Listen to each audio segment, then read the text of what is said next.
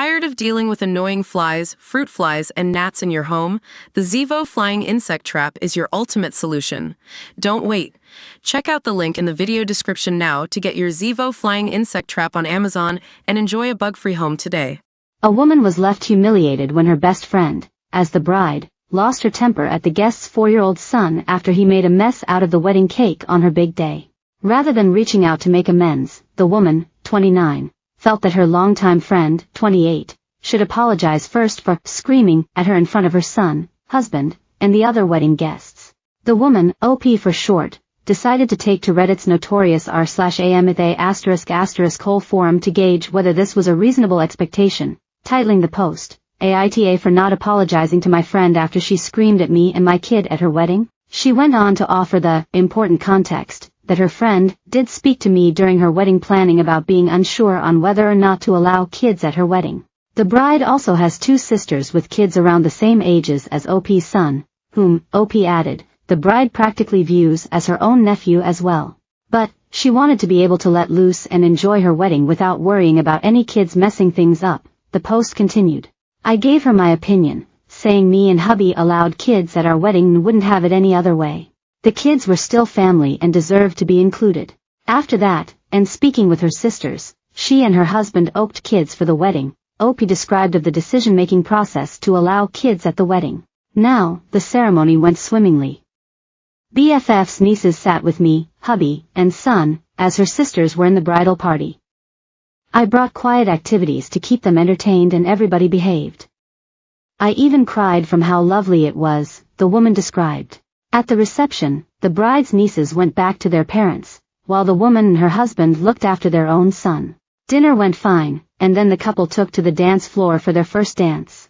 Afterwards, everybody was welcomed to the floor to dance for a bit before cake cutting. At this point, the kids were running around and playing with each other, and it was a fairly secure space and I knew almost everybody there, so I felt comfortable with my son playing with the other kids while hubby and I had fun dancing. The woman went on. Her husband was the designated driver, so the woman let loose with a couple glasses of wine, as had the bride. In the blur of celebrating, the couple seemingly momentarily lost track of her son. Then, the bride and her groom approached the cake, while OP and her husband had a crowd blocking their view as they approached. Suddenly, I hear BFF scream son's name. Hubby and I push forward to see what's wrong.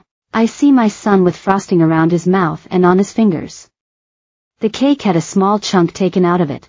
I try to apologize, but BFF turns around and yells, "This is your fault. Your son ruined my cake. He's only here because you told me it would be worth it to include the kids." I yelled back, telling her that it was just an accident and the rest of the cake was still edible. That this was her nephew she was screaming about. She told me I was no friend of hers and he wasn't her nephew, in front of everyone.